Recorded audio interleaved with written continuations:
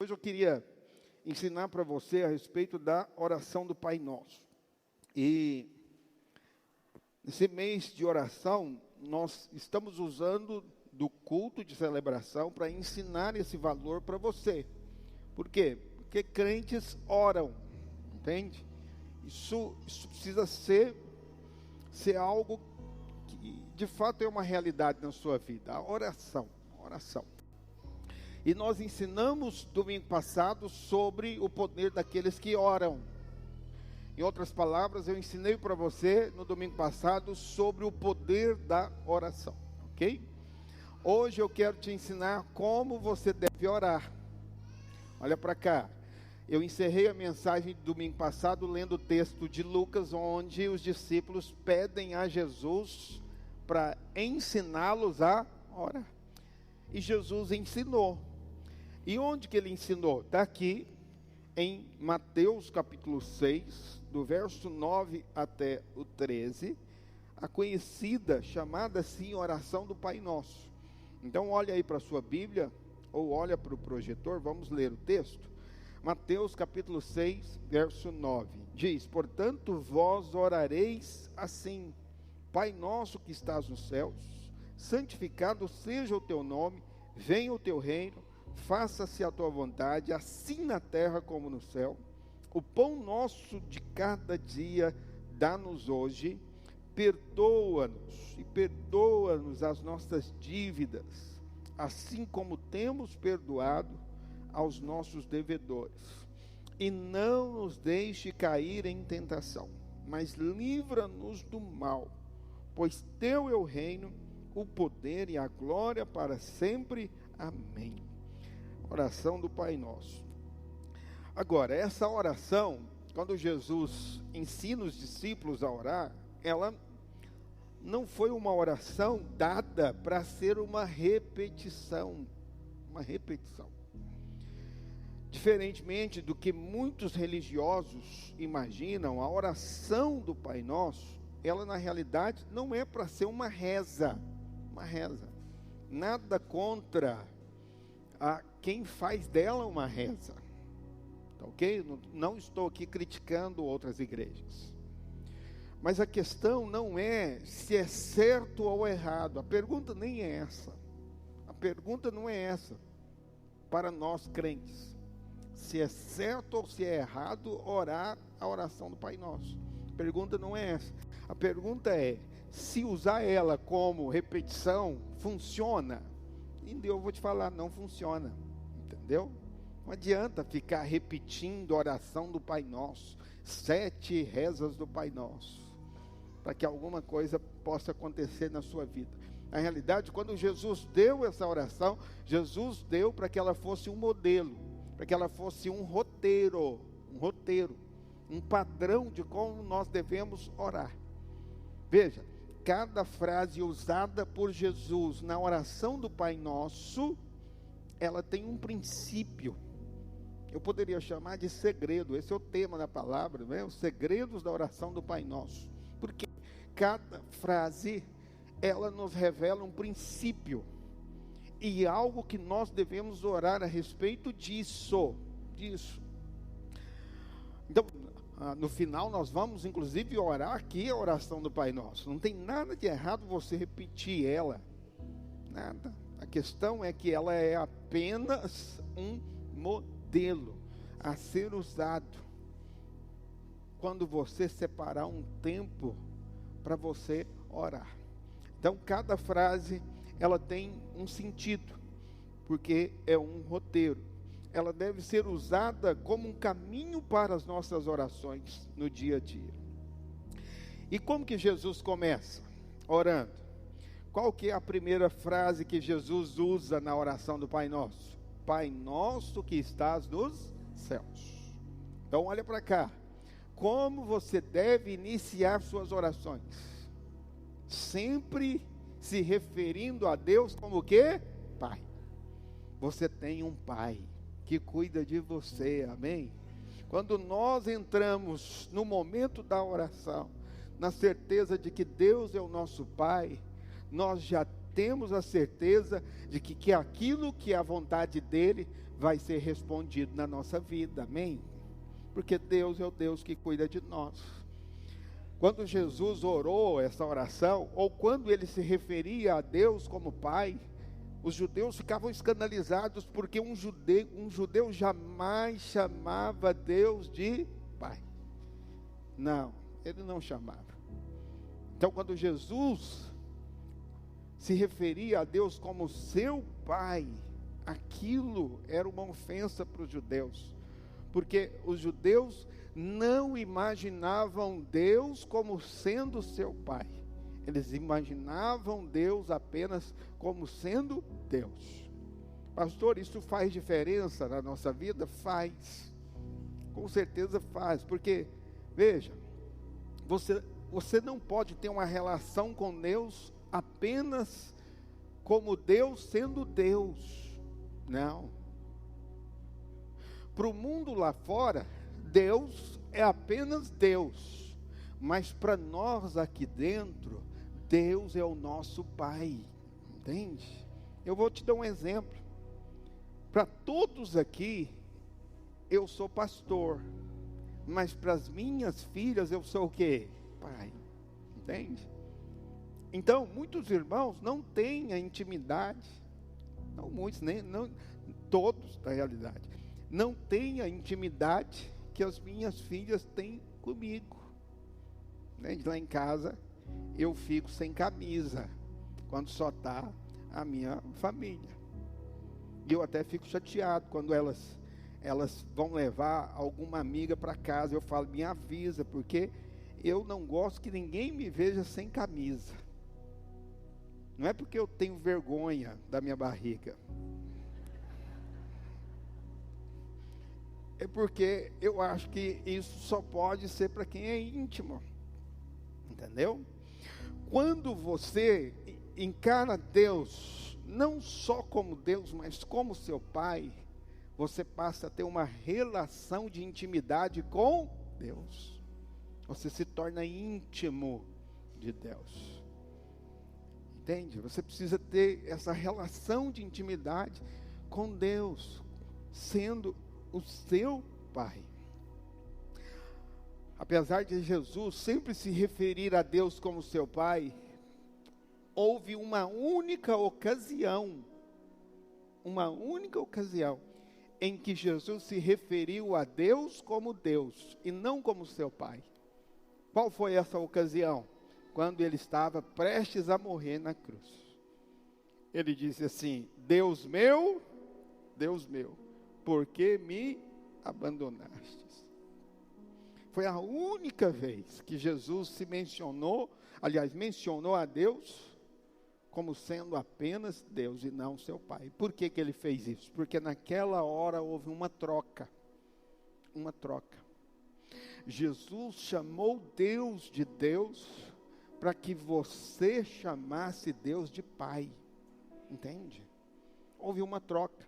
Jesus, sendo Deus, se tornou filho do homem, para que você, sendo homem, se tornasse filho de Deus.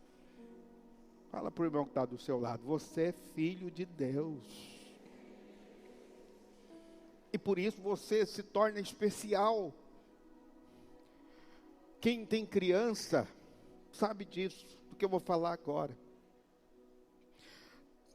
Todas as crianças da sua rua, onde você mora, são especiais. Mas existe uma que é mais especial. Quem é a mais especial? A sua. Você pode não ser especial para todo mundo lá fora, mas para Deus você é muito especial. Entendeu? Você precisa ter esse sentimento na sua vida, de que você é especial, de que Deus cuida de você, de que você não foi abandonado. Cristo foi abandonado na cruz para que você jamais fosse abandonado. Esse sentimento de paternidade é muito importante, porque a história de muitos nem conseguem compreender o que é um pai, porque a história de muitos é a história de um pai que virou para a mãe e falou o seguinte: eu vou ali na esquina, na padaria, comprar um cigarro. E a saída dele nunca teve retorno, foi embora. Tem gente aqui que foi abandonada pelo pai. Então, quando eu falo de pai para vocês, nem entra na sua cabeça. Mas agora você tem Cristo na sua vida, amém? Você pode ter sim a revelação de que, embora o seu pai natural possa ter te abandonado, Deus nunca te abandonou. Nunca. Por isso o apóstolo Paulo, ele diz em Romanos 8,15, que nós devemos chamar Deus de paizinho. Ele diz: porque não recebestes o espírito de escravidão. O judeu sempre via a Deus como apenas um senhor da vida dele. E por isso ele tinha um comportamento de escravo diante de Deus. E por isso Paulo está falando, agora pela graça de Deus, vocês já não são mais escravos em primeiro lugar. Vocês são filhos. E ele diz, porque não recebestes o espírito de escravidão, para viverdes outra vez atemorizados. Olha para cá, quem vive com medo é quem não tem senso de paternidade. Ele tem senso de escravidão. Escravos não têm futuro garantido. Escravo não tem, ele fica o tempo todo com medo do que vai acontecer com ele. Mas filhos não. Filhos têm herança. Entende? Eles sabem que o futuro dele está garantido. Se o pai é rico, vira para o irmão aí e fala: seu pai é muito rico, fica em paz. Então Paulo fala: você não precisa ter medo, porque agora você é o quê? Filho. Mas recebestes o espírito de adoção, baseados no qual clamamos: Abba, Pai. O que significa Abba? Abba significa paizinho. Toda criança judia chamava o seu pai de Abba. Abba. Ele estava dizendo paizinho. Entendeu? Meu Abba, meu paizinho. Entendeu? Então Paulo está falando, chama Deus de Abba. Deus não é apenas Deus mais para você. Deus é o seu Abba. Amém? Você tem um pai, você tem um Abba que cuida da sua vida em tudo. Então entra na sua oração crendo que Deus é seu pai. Foi assim que Jesus nos ensinou a orar. Com esse conceito, com essa crença. Porque se você entra na oração achando que você é escravo apenas, então aí nada vai ser respondido. Domingo que vem eu vou falar sobre isso. Eu vou aprofundar nisso. Eu vou ensinar para você a oração que Deus responde. Então já vai pegando, já vai linkando. Então a primeira frase, ou o primeiro princípio, é de que Deus é o nosso Pai. Segundo, a segunda frase está escrito assim: santificado seja o que, meus irmãos? O teu nome. Eu falei agora há pouco para você. Santificar significa separar. Separar. Então, na Bíblia você vai ter o conceito do santo e do profano. O profano é o inverso do santo. Por isso que você nunca pode profanar as coisas que são santas. É o que diz a palavra. Agora, para você entender melhor isso, eu preciso te explicar que muitas vezes as pessoas pensam que profano é um negócio assim, escandaloso de se fazer. Mas não é. Vou te falar que é uma coisa assim mais corriqueira na vida das pessoas. Por quê? Porque santo significa separado. Em outras palavras, significa incomum. Incomum. É algo que é incomum. Então, profano significa aquilo que se tornou comum. Entendeu? Então, profano é tornar aquilo que é santo, incomum, em algo que se passou a ser comum na nossa vida. E o que não pode ser comum na nossa vida que Jesus está ensinando? O nome de Deus. O nome de Deus é incomum, não pode ser profanado, não pode ser tratado de forma comum na nossa vida. Tem que ser separado de todos os demais nomes. Então, esse negócio de fazer piadinha com o nome de Deus é coisa muito séria, sim. E o problema dessa nova geração é que agora tudo virou religiosidade para eles. Qualquer seriedade que nós tratamos a respeito das coisas espirituais, a nova geração, ela nos acusa de ser o quê? Religiosos. Tudo virou religião. Estava seguindo um piadista evangélico aí no Instagram. E ele é muito famoso, muito famoso. E eu passei a segui-lo porque eu vi algo que foi engraçado de fato. Mas aí depois começa a vir no Instagram uma série de coisas que a pessoa faz, né? Conteúdo. Aí eu comecei a perceber que ele faz muita piadinha usando personagens bíblicos. Aí quando veio uma lá que ele relacionou a piadinha como sendo Elias, o órgão genital do marido, eu falei, não, isso aqui não pode estar comigo não. Esse cara está profanando aquilo que é santo. E aí eu olhei nos comentários lá, uma pessoa falou isso, você está brincando com as coisas de Deus. Aí alguém colocou lá assim, deixa de ser religioso. Entende? Então Jesus está dizendo que nós devemos separar o nome de Deus na nossa vida. Estava falando no seminário que o escriba que era responsável por copiar a Bíblia, porque a Bíblia ela foi escrita em pergaminho, e o pergaminho ele deteriorava com o decorrer dos anos. Então havia necessidade de alguém copiar, para que a Bíblia não fosse perdida. Quem que fazia esse ofício? O escriba, porque significa escritor, escriba.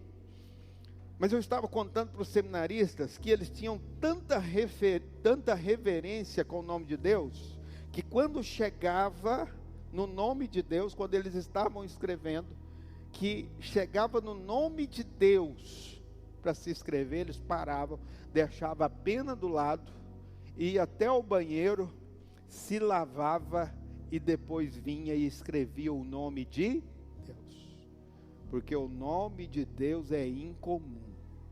Fala para o irmão que está do seu lado, o nome de Deus é incomum. Mas qual que é o nome de Deus? Afinal de contas, Deus tem nome, você sabe? O nome de Deus é um nome no original impronunciável. Impronunciável. Por que é impronunciável? Porque não tem vogal. Não tem vogal. É a palavra YHWH. Não tem vogal. Alguns judeus, no decorrer dos anos, eles meio que formularam um nome para se tornar pronunciável. E aí eles começaram a chamar Deus de Iavé. Iavé. Quando escreveram a Bíblia em português, esse Iavé se tornou Jeová para nós. Por isso que o nome no Antigo Testamento para nós em português é Jeová, porque é uma derivação de Iavé, que é uma derivação dessas 4 letras. Quem está entendendo, diga amém. Mas é impronunciável. Mas todas não. Em muitas vezes que o nome Yahvé aparece no Antigo Testamento, está acompanhado de outro nome, para demonstrar aquilo que Deus é. Porque nomes na Bíblia, olha para cá, nomes na Bíblia representam a natureza da pessoa. Exemplo, Jacó. O que significa Jacó, irmãos? Trapaceiro. Antes dele nascer de novo, dele converter, ele era trapaceiro, verdade ou não era? O nome dele foi mudado. O nome dele foi mudado para o quê? Israel. Porque a natureza dele mudou. Então antes ele era trapaceiro. Nasceu de novo, converteu, ele virou príncipe de Deus. Isso é o que Deus fez na sua vida, amém? Deus mudou o seu nome espiritualmente, porque o nome na Bíblia representa a natureza da pessoa. Agora, olha o nome de Deus no Antigo Testamento, anotei alguns. Jeová Rafá, que significa eu sou o Senhor que te sara. Jeová Shalom, o Senhor é a nossa paz. Jeová Raá, o Senhor é o meu pastor. Jeová Jirê, o Senhor é aquele que provê tudo na sua vida. Amém? Esse é o nome de Deus. Agora, por que tem tantos nomes assim? Lembre-se, o nome representa a natureza de Deus. Para toda necessidade que você tenha na sua vida, Deus se revela na sua natureza para você. Entendeu? Então, santificar o nome de Deus é clamar pelo nome de Deus segundo a nossa necessidade. Quando Moisés foi chamado por Deus, ele perguntou, mas, ok, eu vou lá diante de Faraó, mas eu vou falar para Faraó que quem me enviou? E aí Deus falou, você vai falar que o Eu Sou te enviou. Eu Sou, mas que nome é esse? Meu Deus do céu. Pois é. Por que Deus falou Eu Sou? Porque Deus estava falando, para tudo que você precisar, eu sou o seu suprimento. Entendeu? Então clama pelo nome de Deus nas suas orações. E Deus vai suprir a sua necessidade. Porque Deus é tudo para nós. Então por isso Jesus falou, santifica o nome de Deus na sua vida. Então a terceira frase, qual que é a primeira? Pai nosso que estás nos céus, santificado seja o teu nome. E em terceiro lugar ele disse o que? Venha o teu reino. Nós precisamos orar para que o reino venha. Nós precisamos orar para que esse mundo seja tomado pelo reino de Deus. Eu não sei se você sabe, mas quando Deus criou Adão para tomar o reino do mundo das mãos de Satanás. Mas Adão fracassou, delegou sua autoridade para Satanás. Mas depois, milênios depois, Deus envia Cristo, o segundo Adão, com a mesma missão, fazer o que Adão não fez. Mas diferentemente de Adão, Jesus não fracassou, Jesus foi muito bem sucedido, amém, irmãos? Ele pisou na cabeça do diabo. E ele passou essa autoridade para nós. Olha para cá. Você tem autoridade sobre Satanás. Entende isso? Há uma autoridade da parte de Deus sobre nós para subjugar o diabo. Jesus, depois de vencer o diabo, subiu ao céu, mas o seu corpo ficou na terra. E quem é o seu corpo? A igreja. Somos nós. Então olha para cá. Como que o reino de Deus é estabelecido na terra? Como? Através de quem, meus irmãos? Da igreja. De nós. Cada vez que a igreja cresce, o reino de Deus é estabelecido na terra. Então você tem que orar para a sua célula crescer. Porque quando sua célula cresce, multiplica, o reino de Deus está sendo estabelecido na terra. Está entendendo, amém, irmãos? Como é importante nós orarmos para o reino avançar, crescer. E crescer o reino é crescer a obra de Deus, é crescer a igreja. Então ore para ter uma célula na casa do seu vizinho. Olha para cá, seu vizinho está te dando problema de som? Pergunta o irmão do lado, seu vizinho te perturba? Pergunta para ele, o que você está fazendo? Orando para ele ir para o inferno? Ora para ele converter, amém? Ora para ter uma célula lá na casa dele. Ora para ter célula na sua rua. Ora para ter uma célula no seu trabalho. Entende? Ora pelo seu patrão, para ele converter em nome de Jesus.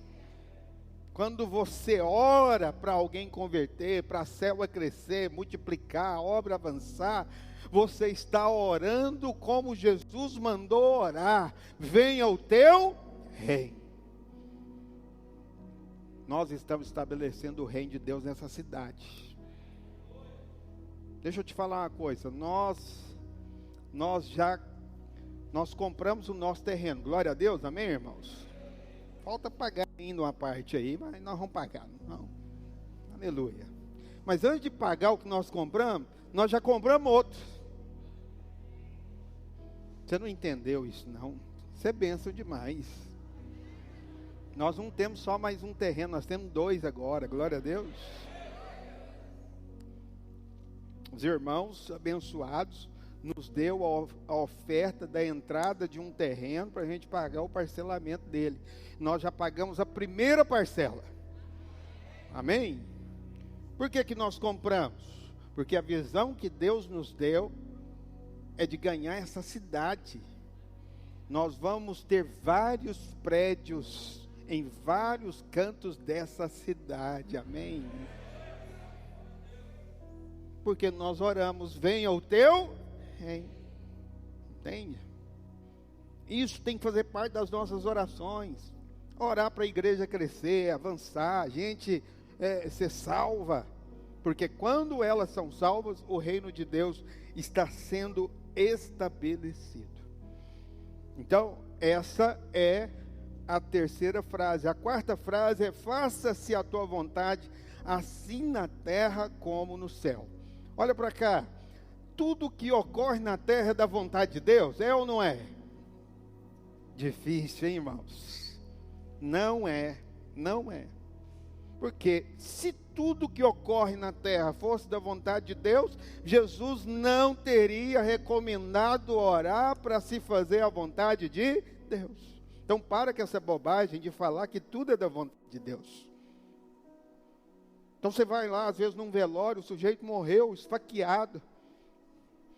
E aí você chega lá e para consolar a pessoa, lá o parente, você fala, foi da vontade de Deus.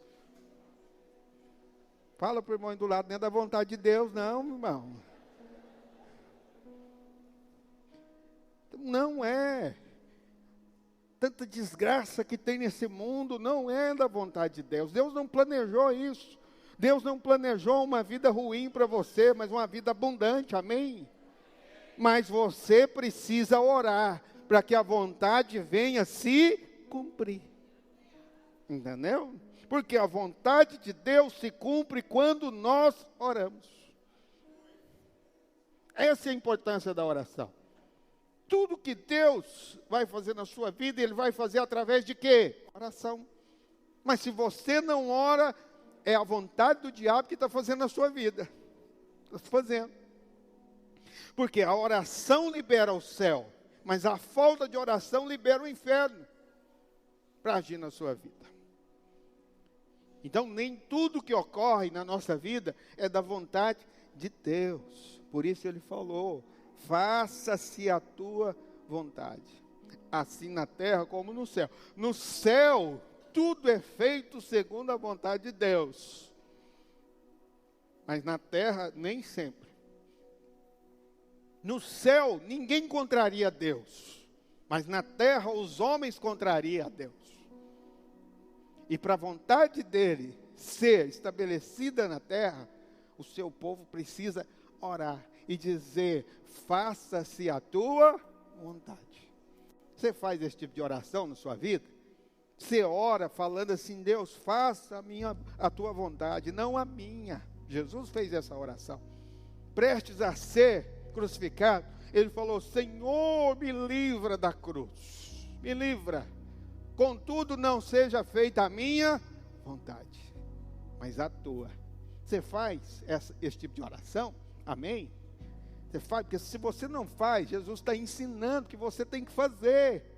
Constantemente você tem que falar assim, Senhor, eu quero fazer a tua vontade. Então, tem irmão que ele se dá o luxo de escolher o que quer. Ele não entendeu. Ele ainda não compreendeu que a vida dele não é uma vida para fazer apenas a própria vontade, mas é para fazer a vontade de Deus. Um dia eu desafiei um irmão a liderar a célula, ele falou: pastor, mas eu não tenho vontade. Eu falei: mas você está aqui para fazer a sua vontade ou a vontade de Deus? E aí ele falou: pastor, realmente, o senhor está certo.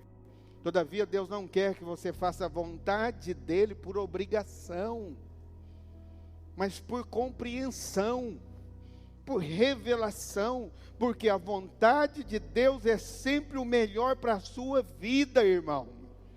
Entende? Você pode achar que o que você quer é o melhor para você, mas Deus tem sempre o melhor para você.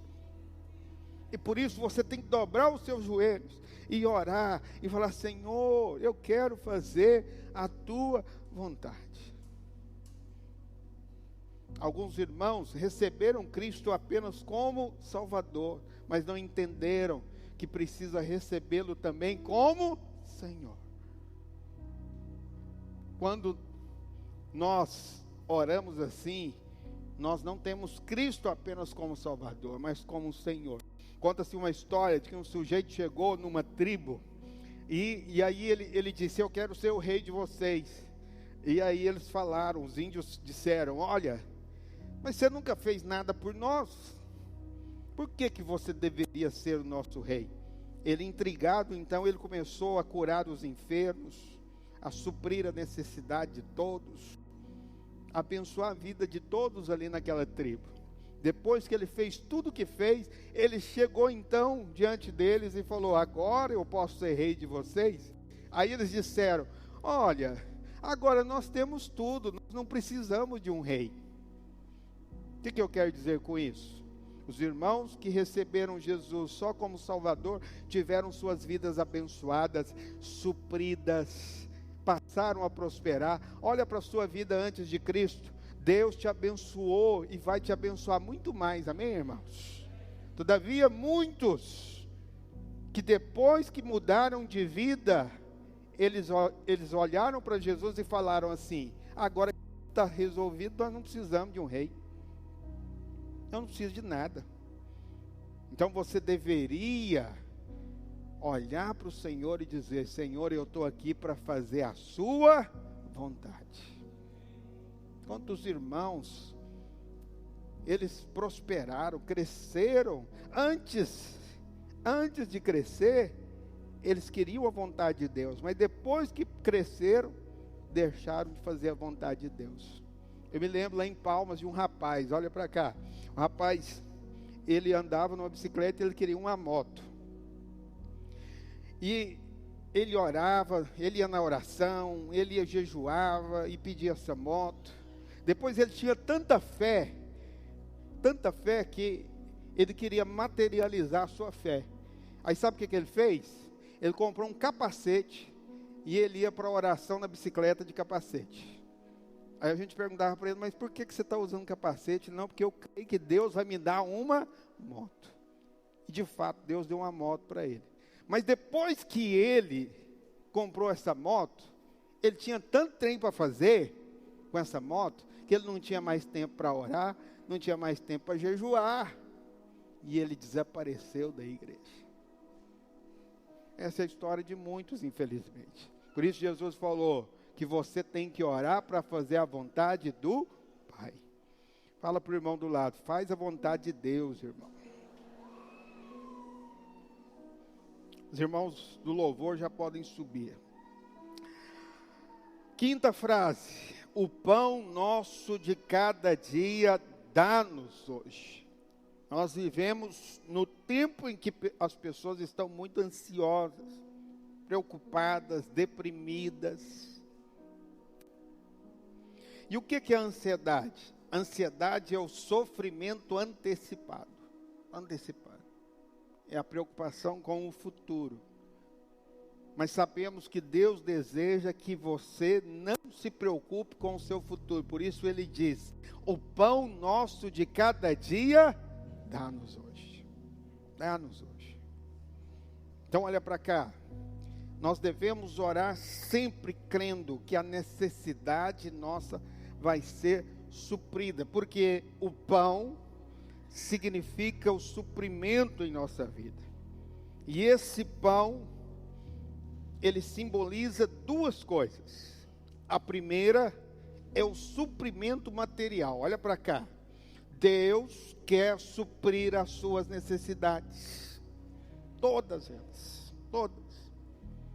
E aqui eu estou falando do aspecto realmente financeiro.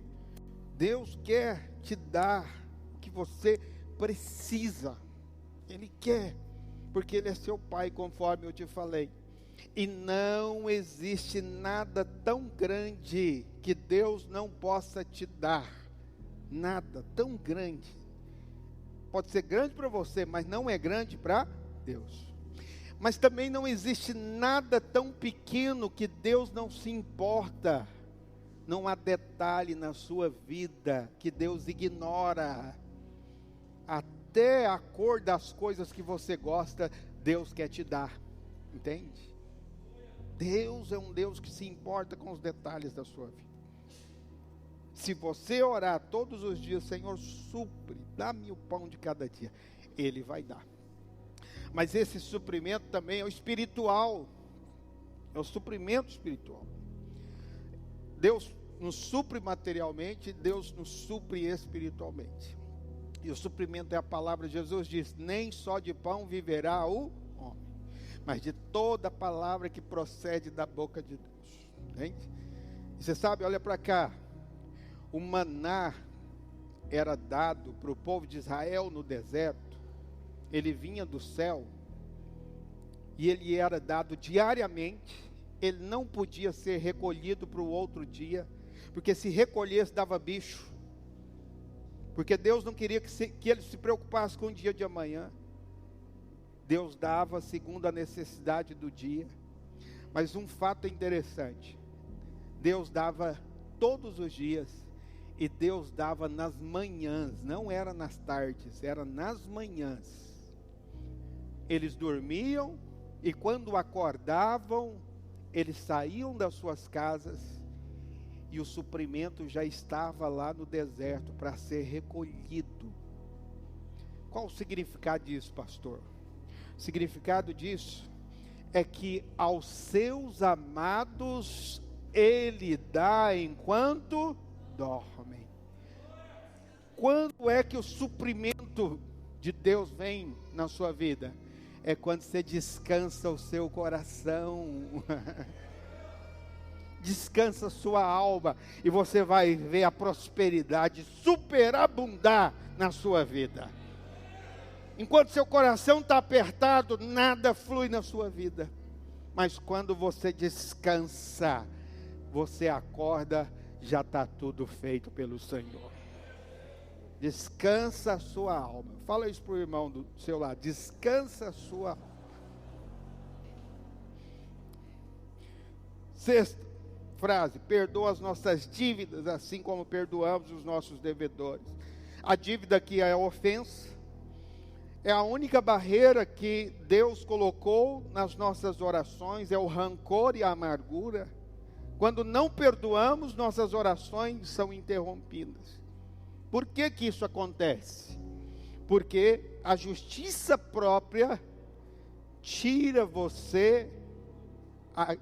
de você a graça de Deus. Tira você da posição do favor. Quando você tem amargura, rancor contra alguém, você perde a bênção de Deus.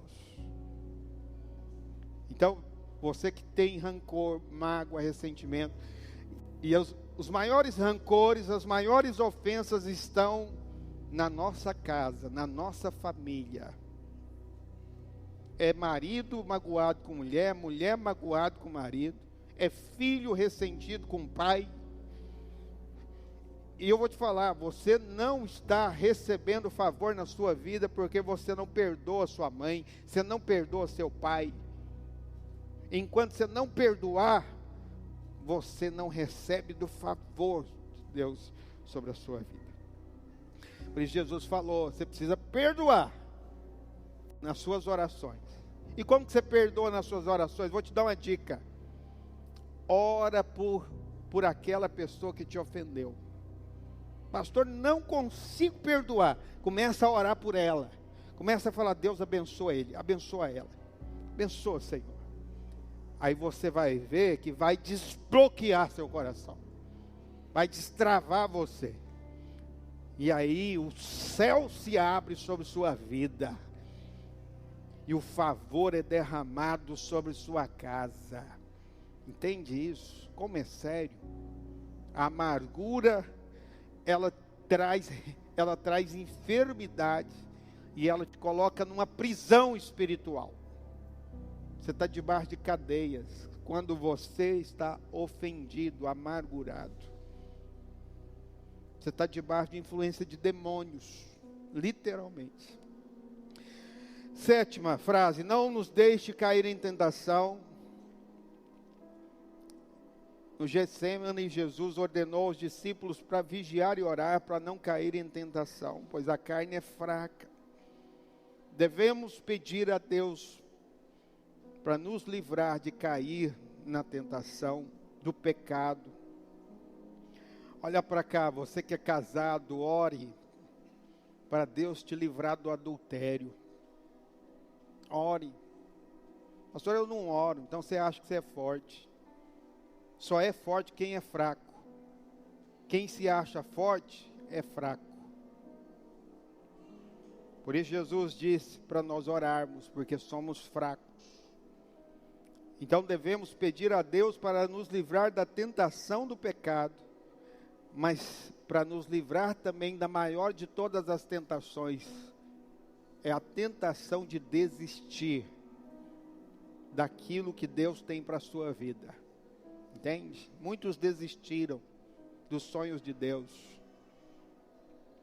Quando você reconhece que é fraco, orando e pedindo para Deus te fortalecer, você se torna forte. E sabe de uma coisa? Os covardes nunca começam, os fracos nunca terminam, mas os valentes nunca se rendem. Fala isso para o irmão que está do seu lado. Fala para ele, os covardes nunca começam, os fracos nunca terminam, mas os valentes nunca se rendem. Como você nunca vai render? Orando. Orando. Quem ora não se rende. Quem ora dobra os joelhos diante de Deus, mas fica de pé diante dos homens. Entende? Quem tem vida de oração, fica de pé diante dos homens. E diz aí a 8ª frase, livra-nos do mal. De fato existe um mal nesse mundo, como eu falei agora há pouco. Precisamos orar para Deus nos livrar da hora errada, do lugar errado, do motorista imprudente, do barbeiro. Deus tem que te livrar de você, seu barbeiro. Entendeu? Eu oro para Deus me livrar de acidentar os outros. Quantas vezes o sujeito está aqui no ponto cego do carro?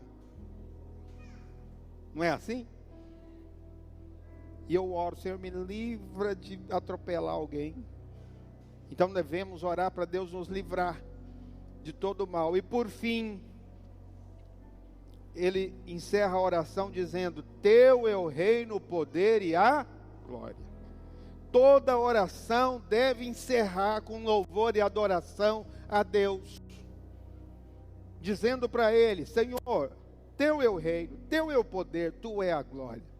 Por que isso, pastor? Porque todo homem, todo ser humano quer ser Deus. Ele quer louvor e adoração. Foi assim que a serpente enganou Eva, dizendo, se você comer do fruto, você será igual a Deus. Então todo homem tem desejo dessas 3 coisas. Quais são elas? Reino, poder e glória. Não se engane, você não é diferente de mim não. Você quer reino. E o que é o reino? Reino é querer bens, riquezas, para ser reconhecido pelos outros. Entendeu? As pessoas lá fora querem dinheiro para serem reconhecidas. As pessoas lá fora querem o poder para poder mandar na vida dos outros. Você fica com raiva quando o seu filho não faz o que você quer que ele faça. Você fica com raiva quando o pastor não faz o que você quer que ele que você faça. Porque você quer mandar em tudo. Você quer mandar na igreja, se eu deixar. Fala para o irmão que está do seu lado, você não manda na igreja não, filho.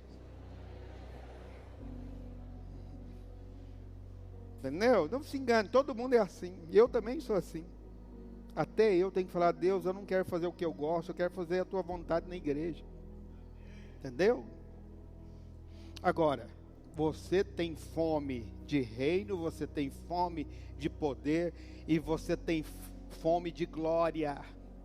O que é a glória?